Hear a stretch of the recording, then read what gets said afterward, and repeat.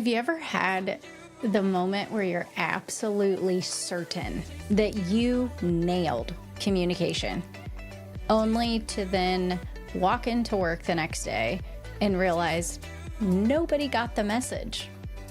Or maybe you've been in the meeting where everyone's nodding along, but later it seems like we were all having a very different conversation.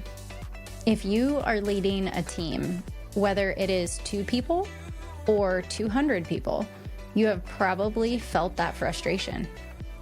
That moment where you think, I literally just explained this. Well, today's episode is for every leader who has ever wondered why their crystal clear instructions turned into complete chaos. And if you haven't experienced that yet, well, stick around, because trust me, it's coming. And when it does, you're going to want these tools in your leadership toolkit to help support you through it. Welcome to Legacy Lounge, the podcast where you'll discover how to lead with purpose and build a legacy that matters. So if you're ready to step into your full potential, show up authentically for yourself and others, and create a lasting impact on the world, you're in the right place. Let's begin.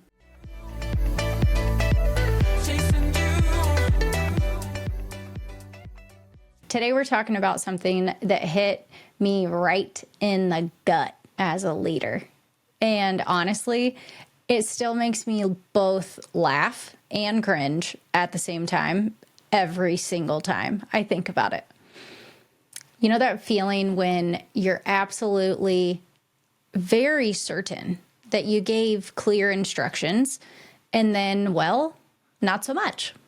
Stick with me, because this story opened up my eyes to how I communicate as a leader and how I allow others to be heard that I am leading. But before I dive in, let's talk about something that we often forget as leaders. While we cannot control everything around us, and trust me, I am one who has tried, there is one thing that we do have 100% control over, and that is our attitude. Think about it. Every time you walk into a room, every time you hop on a Zoom call, every time you're about to have a tough conversation, you have a choice. What attitude are you choosing to bring into the conversation? Are you showing up with enthusiasm, with courage, with empathy? Now, let me take you back to my Target days. Picture this. I'm running 10 different Target stores, varying in volume, feeling pretty confident about my own leadership style. We have these weekly team calls, right? Like every team does. And I am giving what I think is crystal clear directions. Then the wake-up call happens. So there I am, visiting my stores in person, store visit after store visit, and I am getting so frustrated. The first store, totally off track. Second store, totally missed the mark. Third store, nowhere near what I had asked for on the team call that everyone was on and heard at the same time. By the 7th of 10 stores, I am practically just coming out of my skin, pulling my hair out, thinking, why is nobody listening? Why is no one listening to me? And then comes a moment that I will never forget. One of the leaders who was one of my direct reports said something that physically stopped both of us in our tracks. And all he said was this: boss, if 7 out of 10 stores of your direct reports miss the mark, are 7 people really that confused?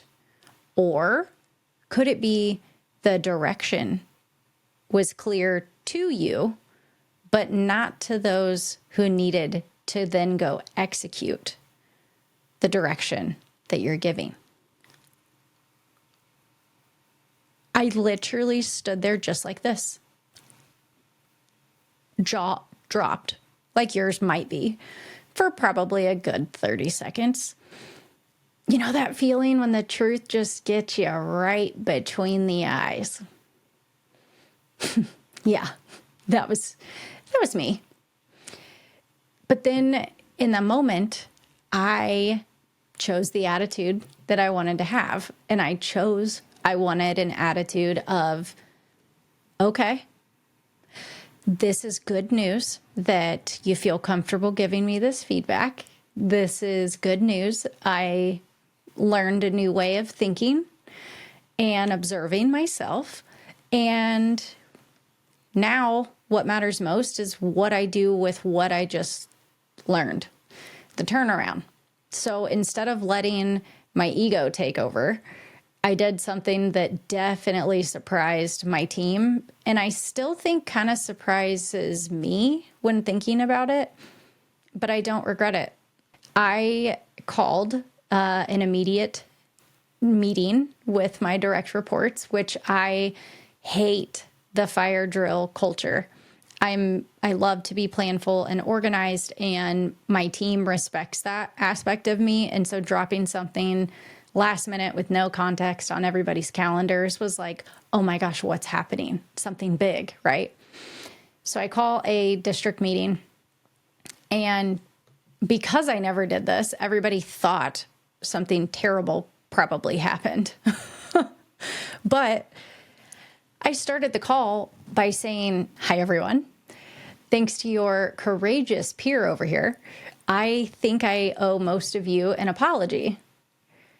And you could hear a pin drop on the call.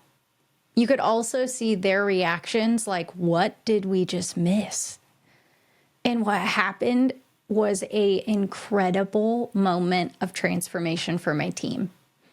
Instead of just re-giving instructions, we completely changed the approach, which would stay with our team and the direction of my district for future years to come, which positioned us in a very different caliber of executing and delivering than I had even known was possible prior to this moment.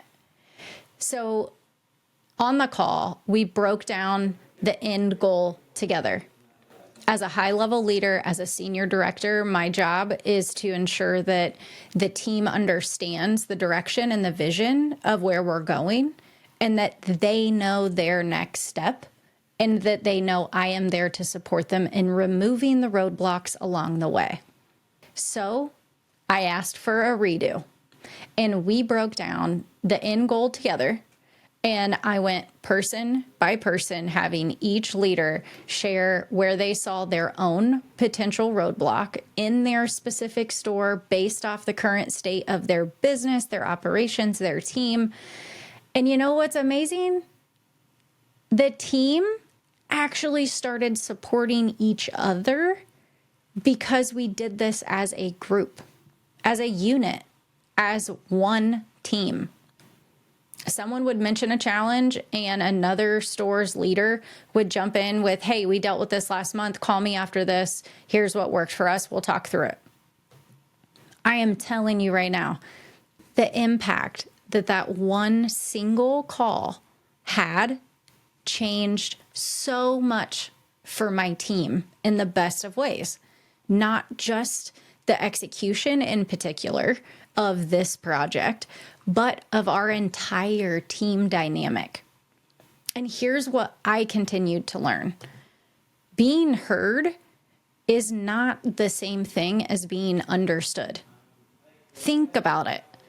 Every single person on your team filters what you say through their own experiences, their own challenges, their own context. And when I was giving those clear instructions, I was giving them through my lens, my experience, my context as a former store leader. This is what authentic leadership looks like in real time. It is not about being perfect. It is about being real When 70% of your team misses the mark, it's probably not them. It's the message. And more importantly, it's okay to own that. Be accountable to that. That makes you human. So here is what I want you to think about as we enter this next week. First, before every interaction, take a deep breath consciously. 1, 2, 3, inhale and exhale. Pause and consciously choose or identify your attitude in that moment. What energy stands out to you that you are bringing into the situation regardless of what happens next? Can you name it?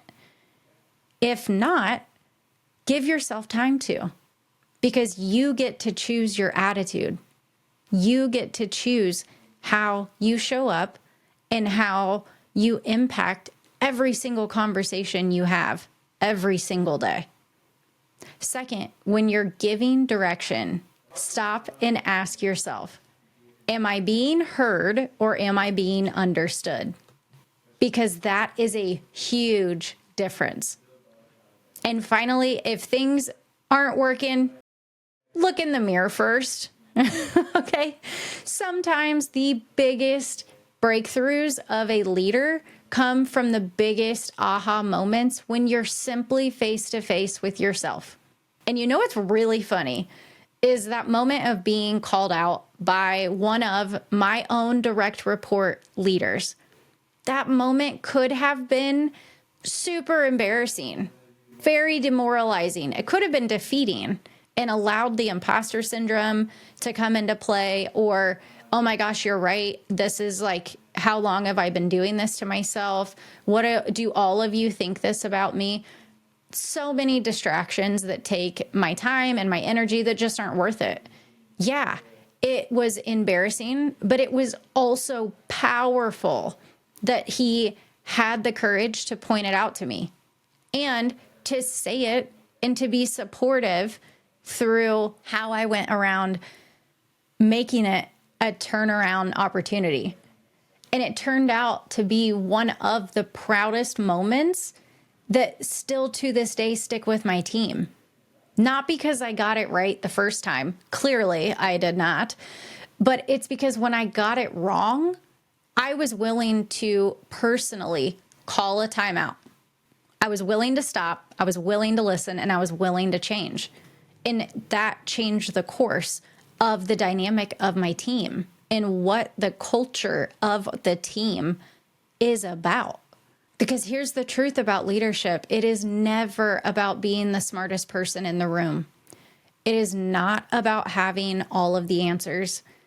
It is about creating an environment where your team feels safe enough to tell you when you are missing the mark, and where you're humble enough and mature enough to listen. So here's my challenge to you this week. In your next meeting, pay attention to the signals. Are people nodding but looking confused? Are they saying yes, but their body language is screaming, I have no idea what you want? Take it as a moment of self-feedback. Pause. Observe it. Even ask for feedback in the moment. And most importantly, prepare and be ready to hear it. Whether you are a seasoned executive, a new manager, or someone aspiring to lead other people, here's the truth. Communication is not about what we say. It is about what others hear. And sometimes that gap between those two things, it's where real leadership and real leadership lessons live. Remember, your attitude is your superpower. It's authentic to who you are. And it's the one thing that you can always control. And sometimes the best attitude you can bring to a situation is humility. Until next time, this is Brin'na reminding you that your biggest leadership challenges often become your greatest leadership stories.